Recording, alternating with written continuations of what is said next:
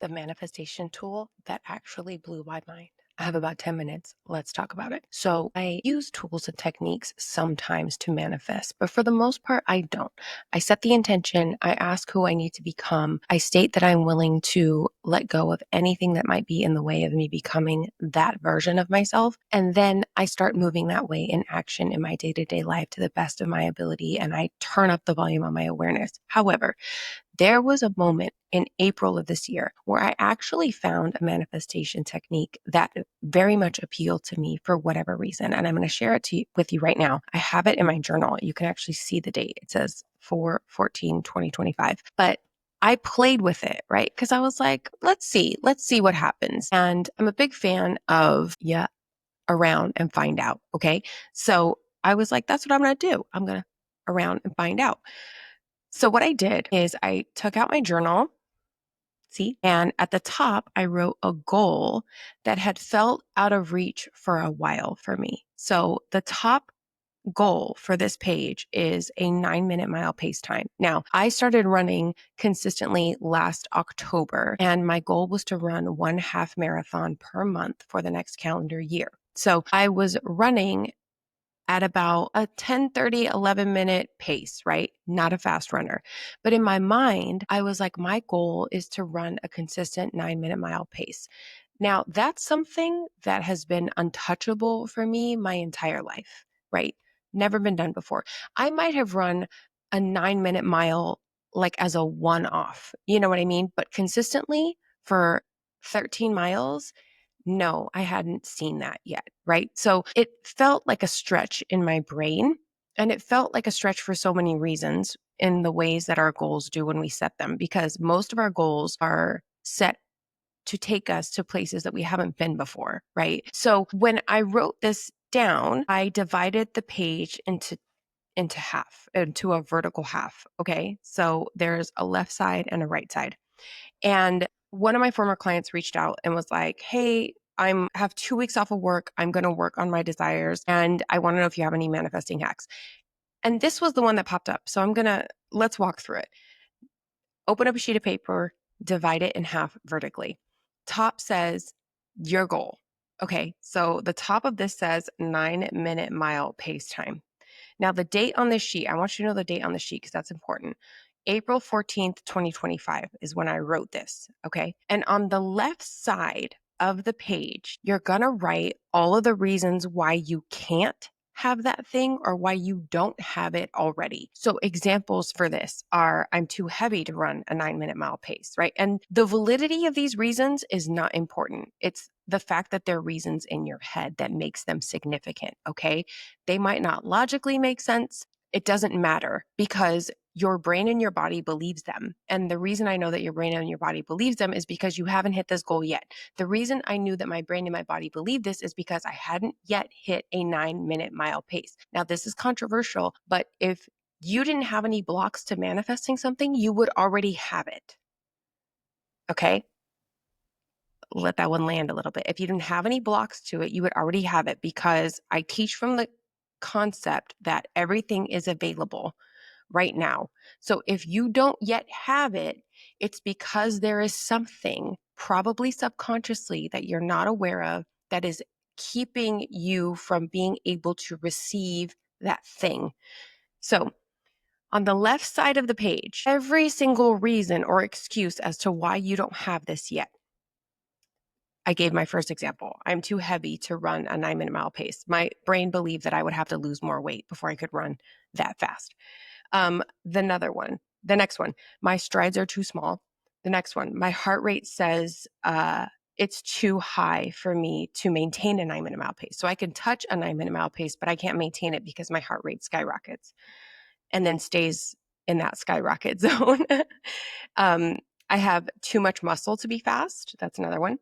It's going to take a long time and be very challenging. The next one, I am too big to be a great runner. Okay, I'm 5'8". The next one, I will have to sacrifice my quality of life to have a 9-minute mile pace, right? So again, it doesn't matter how realistic or not realistic these are. If they pop up in your brain, write it down.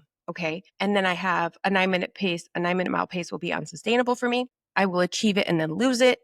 which would be really disappointing. I'm not committed enough to condition myself to an I'm in mouth pace. Okay, so that's where I stopped there. So I put everything here that came to my mind when I thought about me achieving and sustaining a 9-minute mile pace as a runner. Now, on the right side of the page, you're going to write what the 9-minute mile version of you, the person who has this goal, what she believes about herself, what she believes to be true. Again, it doesn't matter if this is real or not yet, but it forces you to think like the person who already has done the thing that you want to do. Okay. So I'm going to give you my examples. The top one is I am lean and light on my feet. I trust my body. So if you have a hard time thinking of these, go to the reasons that you wrote on the left side and write the opposite of that on the right side. Okay, so notice my first one was I'm too heavy to run a 9-minute pace. So the thing that I wrote on the right side is the opposite of that, which is I am lean and light on my feet. Okay, the second one, I trust my body. The third one, I'm learning to lengthen my strides and I run strong. The next one, my heart is so healthy and gets into better condition with each run. Now, it's interesting as you write these down because you actually can keep them pretty true. You know, it is true that the condition of my heart improves with every run. That's true, right? I'm tracking my zones when I run. That's a fact. I'm learning to lengthen my strides and run strong. That's also true. I trust my body. That's also true. So it's not that you don't have access to the beliefs that would create the outcome that you want to experience. It's that you aren't well practiced in these beliefs such that they become your embodiment. So keep going. I'm naturally strong, built with the body and heart of an athlete. I will train and run for as long as my body allows me to. I am a beast and always give 110%. My height and strength is a gift. The more I train, the faster I get, the better my mental health, and the more fun I have. So I keep listing these out, right? Write as many as you can. What you're going to do when you're done with both the left side and the right side. And this is the part that I think is confronting for a lot of people. And honestly, the first time I did it, it was a little confronting for me because I hadn't done it in a long time. But you go over to the mirror, okay? And you stand in front of the mirror or you sit in front of the mirror and you look yourself in the eye for like 30 seconds, okay? And you connect with yourself. See yourself in your eyeballs. Not your body, not anything else. Don't worry about that. We're not messing with that here. You look yourself in the eye and you declare your goal. Okay, I run a 9-minute mile pace time. That's the example. And then what you're going to do is you're going to read the left side out loud. So you're going to look yourself in the mirror and you're going to read out loud all of the reasons why you haven't yet or why you can't. That came from you. Okay, so I would read, I'm too heavy to run a 9-minute mile pace. My strides are too small. I would look myself in the face, in the eyes, and I would read this to myself. And then after you're done with the left side, I want you to shake it out a little bit.